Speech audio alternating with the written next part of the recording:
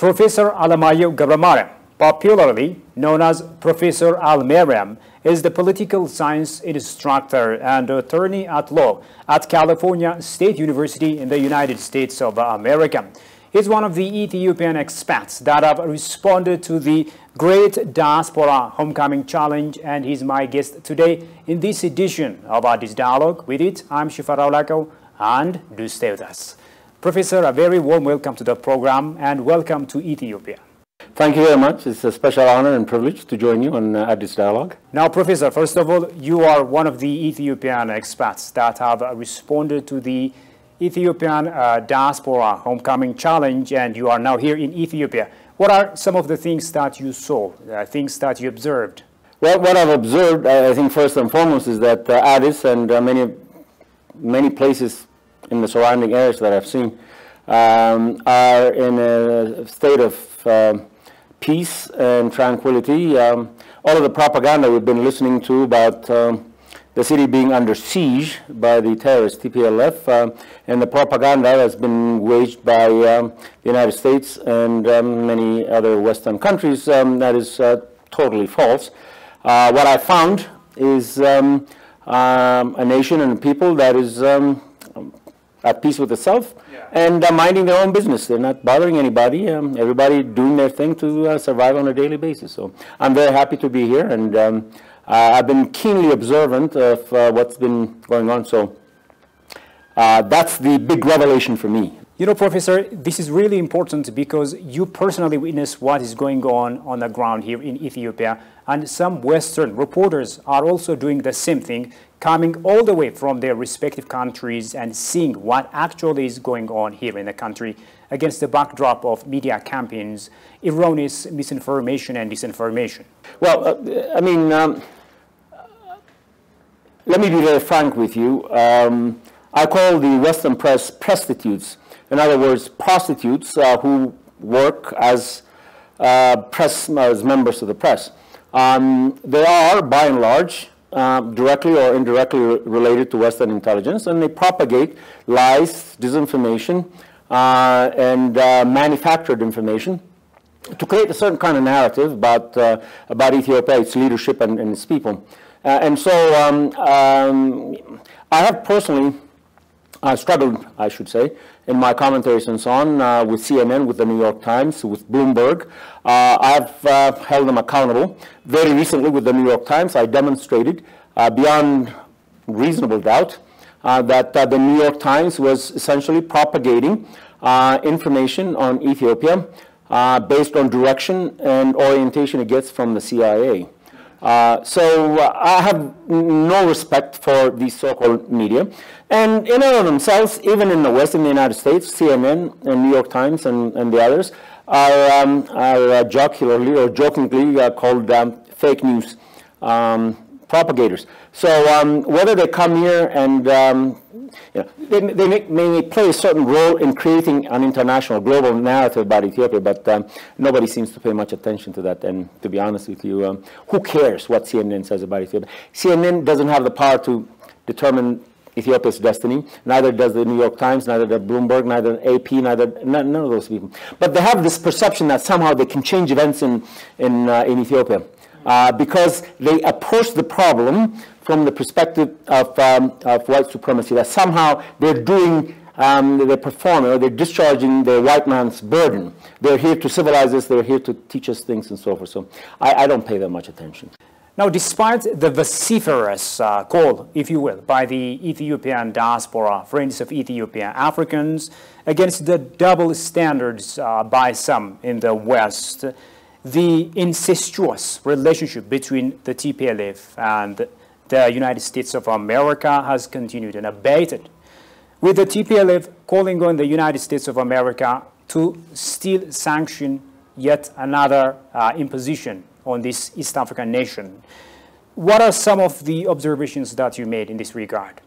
You know, let me tell you something. 4 days after Biden was inaugurated, I launched a series called the 5 Pillars of U.S. Foreign Policy in Ethiopia. And basically, I outlined the nature of what U.S. foreign policy is going to be. One of them, of course, the first one being restoration of the TPLF, sabotaging of the Ethiopian election, sabotaging of the GERD, sabotaging of Ethiopia's economic activity. The collective impact of U.S. foreign policy essentially being undermining the legitimacy of the Ethiopian government, and beyond that, the reinstitution or restoration of the TPLF as a comprador regime in Ethiopia. So, and I think it's been borne out in my in the evidence that I presented in my commentaries, which anybody can find, beginning in the January 2021 issue.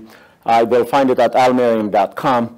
And my analysis was based on my understanding of the TPLF, or at least the organization and its former leaders, their relationship with certain individuals who are now in positions of power in the Biden administration. The number one being Susan Rice, whom I call the Princess of Darkness. She is the engineer behind all this thing. She's the one who is the driver in U.S. foreign policy in Ethiopia. Her principal and focal concern is restoration of the TPLF, because she owes them something. And she and Gail Smith, Samantha Powers, and all of these, they were part and parcel of that cabal, that conspiracy that's been going on for decades. So they take it as a personal crusade. To the restoration of the TPLF to power is a personal crusade for them. And my suspicion is that they promised the TPLF that they'll knock off the democratically elected regime, because they have the power to manipulate or to pull the strings with aid, with foreign loans, with sanctions, and a whole bunch of other things, that somehow they can break Ethiopia's back, create economic hardship in the country, and then get rid of the democratically elected regime, and then somehow restore, foolishly thinking, I would say, the TPLF to power. But this kind of childish, stupid kind of thinking, but it's driven by a certain kind of hubris. Okay, the kind of feeling that, you know, these Ethiopians are really basically savages. You know, they're nothing, and so we can sit at the State Department or in Congress and run them by remote control. They simply don't understand this. They simply do not have an appreciation of our historic evolution as a country that has lasted for 3,000 years without ever being colonized and all that. So that's the way I look at it. Many say Biden's administration against Ethiopia is not only flawed, but also misguided. What are some of your observations, your scholarly views of the Biden administration? Biden, I think, he's got a lot of domestic problems. He's got problems with Russia, China, and things of that, so he couldn't care less what happens in Ethiopia. I think gradually he's beginning to realize that there may be circumstances where U.S. interests in Northeast Africa may be compromised and things of that sort. But they try to kind of confound that issue by saying, oh, it's about China and China's role and so forth in Africa, or it's about the strategic position of U.S. forces and so on and so forth. What I think the U.S. needs to do to improve the situation is that they need to apologize to the Ethiopian government and say, we made a mistake. There's nothing wrong in acknowledging mistakes. Okay, and all of the stuff that we, trying to pull, all of the pressure, the economic, the sanctions. Take AGOA for instance. Yeah. AGOA benefits some disadvantaged women, largely, in rural areas where these factories have been established and so on. What do they have to do with warfare and intelligence and politics and so on? They have nothing to do with it. So why is the U.S. using that as a cudgel to beat all Ethiopians? I don't know that. I don't know the reason for that. But it is part of, you see, when you're a superpower, you're filled with hubris. It's like, I can do anything that I want. Ethiopia is just a nothing, Kissinger used to say that about North Vietnam. He said, this fourth-rate power cannot possibly resist the might of the United States. And somehow we'll crush them. The thing is, there's an old saying, I think it was Mark Twain said it, it's not the size of the dog in the fight that determines the outcome, it is the size of the fight in the dog. You may be a small dog, but if you have that fight, you will not be defeated. You may not win, but you will not be defeated, and that's the kind of thing that they have. The U.S. needs to recognize, in my view, that Ethiopians are very different. I'm not saying they're better than anybody and so on, but there is something called Ethiopian exceptionalism, which explains why they've never been dominated or colonized by white people at any time. Italians tried it twice, they didn't make it. The British tried it, it didn't work. Okay? Ethiopia is a poor country, all of those things being, equal. So if they want to continue bilateral relations and so on, it's just a simple step of apologizing. And then coming to terms with the facts on the ground. This AGOA nonsense that they've suspended, by the way, personally, I don't give a damn about AGOA, okay? Because I don't believe that any country should be in a position to determine the destiny of another country by saying, I will give you aid, or I will not give you aid unless you do this, okay? Or I will withdraw this benefit, or I will not withdraw this. This is humiliating. Okay, to the Ethiopians, like to me as an individual, as an Ethiopian American and so on, it's an insult. It's a fun to my integrity, to my dignity. Okay, keep your damn AGOA on. In fact, I told them time and again. I said, take your AGOA and shove it. The hashtag No More movement has been going on across the globe by Ethiopians and friends of Ethiopia. However, this is going on, many say, in a fragmented way, and it needs to be institutionalized. So what are some of your observations in this regard, and how should it continue in the future? Very interesting question. I think it's, the older generation like me who think that way, say, it needs to be installed. Now we live in a very dynamic environment. It's a time, it's the universe of social media, information exchanged on a nanosecond basis. It's dynamic. Young people are communicating and energizing each other with hashtags and with words and things of that sort. So people like me say, well, we need to institutionalize and so on. But maybe a completely different model. We don't need to institutionalize because that is what got us into the position that we are. New York Times is institutionalized. CNN is institutionalized. They control the way we think.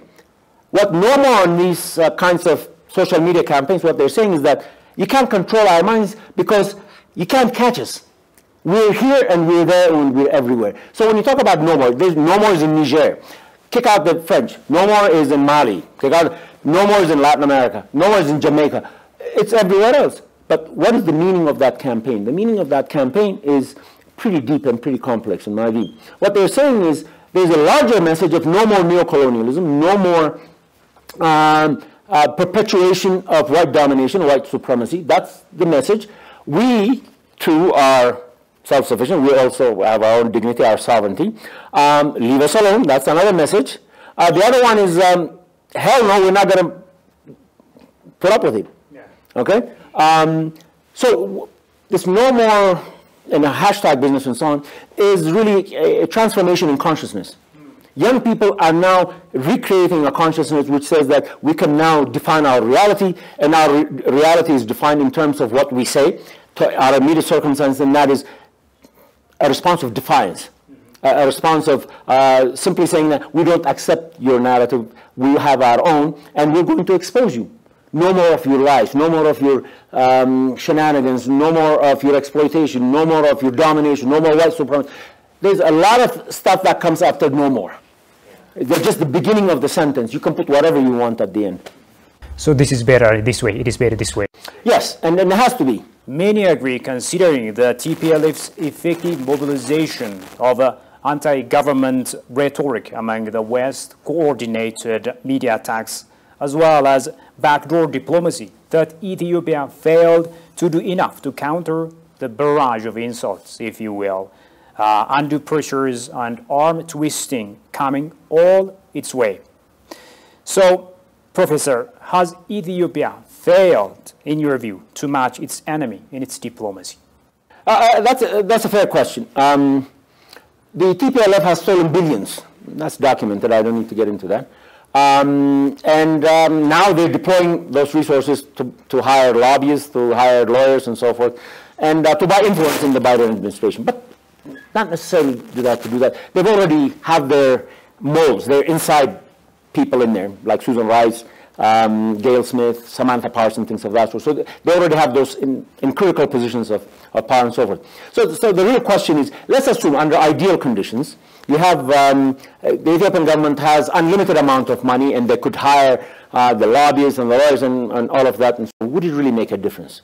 My answer to that is very unlikely that would make a difference. And the reason it won't make a difference is that the lobbying business works in terms of influence peddling. And what that means is that access is what determines. Susan Rice has access to the ears of Joe Biden. You may be the most famous lawyer, whatever it is.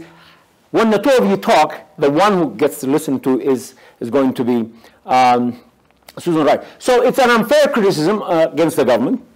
Now, I'm not trying to absolve the Ethiopian government from what it needs to do in terms of public diplomacy, in terms of lobbying, grassroots advocacy, and things of that sort. But it is not going to be decisive in that because the game, it's already gamed.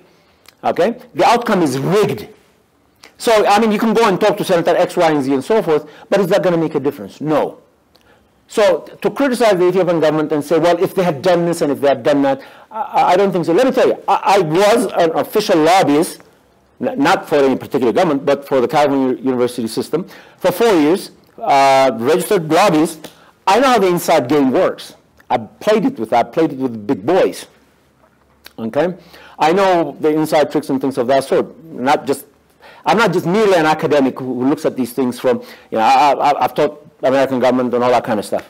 But so I know the internal mechanics. So what you're asking me is that would it have made a difference had they obtained the top lobbyists and so on? No, it would not have made a difference. But that does not absolve them from saying that to organize, actually, it is not only the job of the Ethiopian government, because the Ethiopian government doesn't have the money to spend, you know, $1,000 an hour to hire lawyers in America and things like that. So this should be the job of the diaspora to be able to organize. In fact, we have. It's called APAC. To hire lobbyists and so on, and then to do it our way. Not the Ethiopian government doing it, but this is our cause. This is our concern. Why should the Ethiopian government do that? They can do what they can do, but this kind of activity should be the principal domain of the Ethiopian diaspora, particularly in the United States. Ethiopia's project of calling 1 million diaspora communities to come home this month seems very ambitious given the short notice. So let's talk about the challenge of collecting travelers' data in an organized manner, providing full information about the schedule, and creating a managed and successful way in Ethiopia. What are some of your suggestions in this regard? That is historic.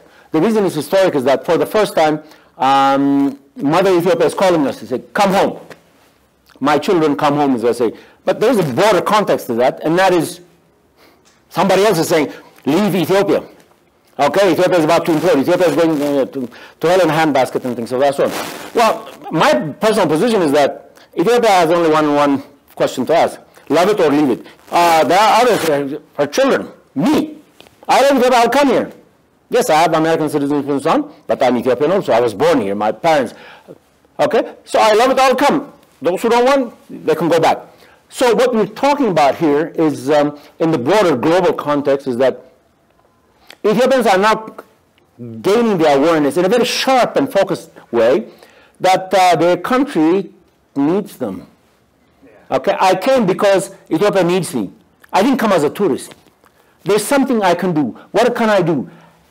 The terrorists that the United States government supports, called the TPLF, has killed many of my relatives up there in the northern part, in Amhara and Afar regions. Okay, has destroyed many institutions and so forth. I want to do something about that. That's what we came for. Okay, because we want to help, and because, you know why? Because nobody else will. The U.S. is not going to help. The U.S. will say, we'll give you some grain, some food, and so on. That's not what we want. Okay, I want Ethiopians to help Ethiopians, for Ethiopians, by Ethiopians. And that's the thing, the new consciousness that has overtaken the Ethiopian diaspora is, we're going to save ourselves. Nobody else can. We're not going to be saved by America, by the West, by and so on. The AGOA, the aid and so on. I'll be blunt. Shove it. If not, keep it. Okay? But leave us the hell alone. That's the whole message of no more. Okay? We don't need your money. We Ethiopians can do that. Remittances. Right? We can send money. But we have to do it the right way. We have to follow the law, use the banks, that money will now provide additional foreign exchange for the people of Ethiopia. So that's the kind of thing that I'm talking about. Twitter seems bent on silencing the voices of Ethiopians and friends of Ethiopia, blocking their accounts. And many are still concerned that their accounts might as well be blocked. In this regard, what are some of your observations, Professor, and what is going on and what should be done? Well, the social media operators, and Facebook, Twitter, and so on, they've come under heavy criticism, even in the United States. And there've been hearings, they've been before Congress, and so on, and they're between a rock and a hard place, in the sense that some of the criticism is that it's become an open forum for the perpetuation of hate speech. People will come out and use that medium to disseminate information that could result in deaths and damage and destruction. So they have to balance those things out. So the real concern is that social media in general is under heavy criticism for whatever reason. Fake news propagation, unbalanced information, favoring one group, all kinds of stuff. What is interesting for me, and I have not been able to gather the evidence, is that certain very effective kinds of accounts on social media, like Twitter and so forth, have been sanctioned, have been either suspended or banned or things of that sort. And my question is that something that's been directed by forces within the U.S. government, or is it really simply a violation of the rules? Now, some of the evidence that I've seen in terms of potential violations of Twitter policy and things of that sort, I didn't see that there. And the reason for that is the policy is written in such broad language.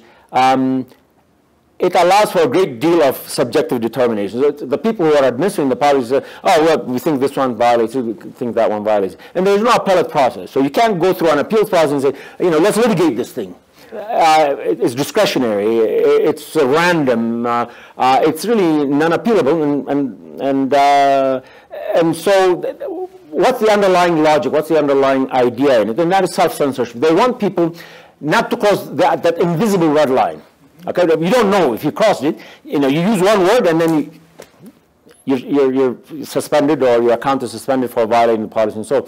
So what they want to, I think, encourage is a kind of self-censorship where people will be afraid to express themselves. Now, I'm not saying that fake news and disturbing news and speech that promotes violence and so on does not take place on social media. But I think what is necessary is to have a balanced approach where, here, let me give you this example, for instance. The terrorist TPLF supporters propagate all kinds of fake news and violence and things of that sort. Well, those accounts, by and large, I mean, they do get, some of them get nipped, but by and large, many of those accounts are not suspended and things of that sort. So that raises a question. Is there kind of a double standard here, which raises a broader question whether or not either through policy or through some other mechanism that we may not necessarily be able to identify overtly, whether or not, there's a built-in bias or favor of the TPLF versus other forms of expression, basically anti-TPLF and even U.S. support for the TPLF and things of that sort. So I'm kind of conflicted on that. I'd like to see a balanced approach on that. But the other good thing is that you can open another account and then build up, ramp up with your followers very, very quickly. What is your message to Ethiopians residing here and abroad in the midst of all these challenges? Well, I have 3 messages for Ethiopians. Love it, and love it. And those who don't like Ethiopia, leave it, and leave it. And, Bakka no more. Leave us the hell alone. Let's take ownership. Ethiopia runs in our blood. We may take citizenship or whatever we may take citizenship, but it is something you can't, it's in your DNA, Ethiopianet is in your DNA.